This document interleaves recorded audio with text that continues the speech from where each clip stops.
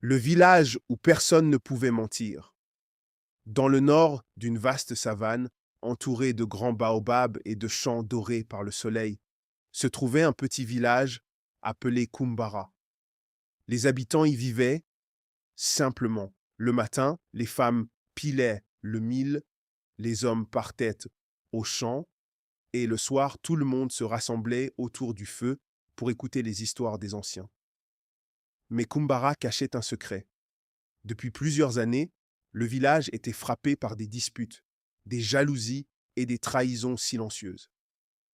Les familles se parlaient moins, les regards devenaient lourds, les sourires semblaient faux.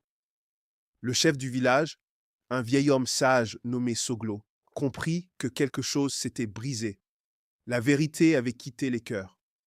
Une nuit, sous une lune brillante, les anciens se réunirent autour du feu sacré. Ils décidèrent d'accomplir un ancien rituel, oublié depuis des générations, le rituel de la parole pure. Selon la tradition, ce rituel invoquait les esprits protecteurs afin que chaque mensonge soit immédiatement révélé. Le lendemain, tout le village fut rassemblé. Des poudres sacrées furent jetées dans le feu. Les tambours résonnèrent dans l'as lentement et le chef déclara: à partir d'aujourd'hui, toute personne qui mentira verra la vérité la rattraper.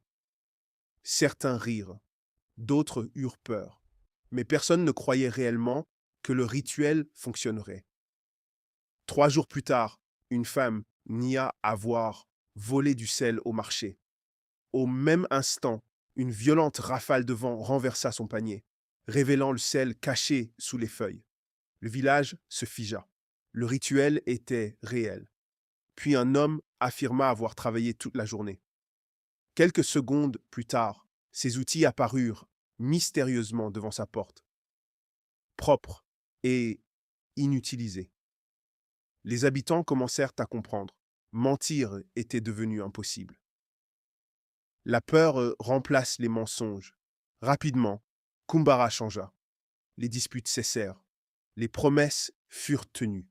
Les regards devinrent plus sincères. Mais une nouvelle peur naquit. Certaines vérités étaient trop lourdes, certains secrets trop dangereux. Ayo était un jeune garçon connu pour sa gentillesse.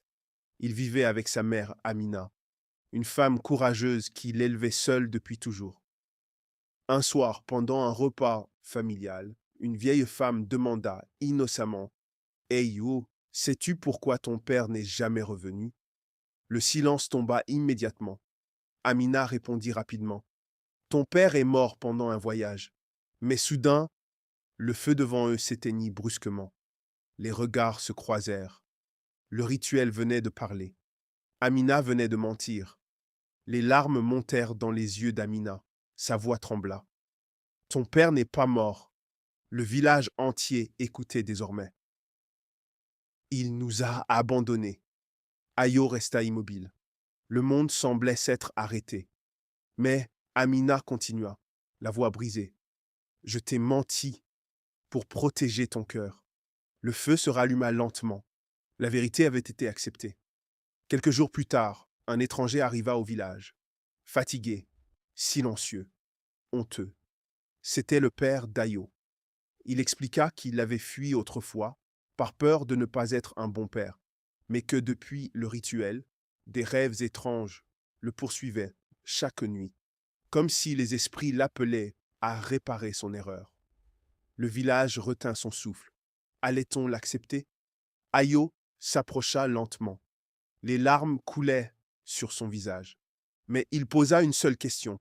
Cette fois, resteras-tu? L'homme répondit. Oui. Le vent resta calme. Le feu ne bougea pas. Il disait la vérité. Avec le temps, Kumbara changea profondément. Les habitants comprirent quelque chose d'essentiel. Ce n'était pas le rituel qui avait transformé le village, mais le courage d'accepter la vérité, même lorsqu'elle faisait mal. Car parfois, les mensonges ne détruisent pas seulement les autres, ils détruisent aussi ceux qui les portent. Morale de l'histoire. La vérité peut blesser un instant, mais le mensonge peut détruire toute une vie. Avoir le courage d'être sincère est souvent le premier pas vers la guérison.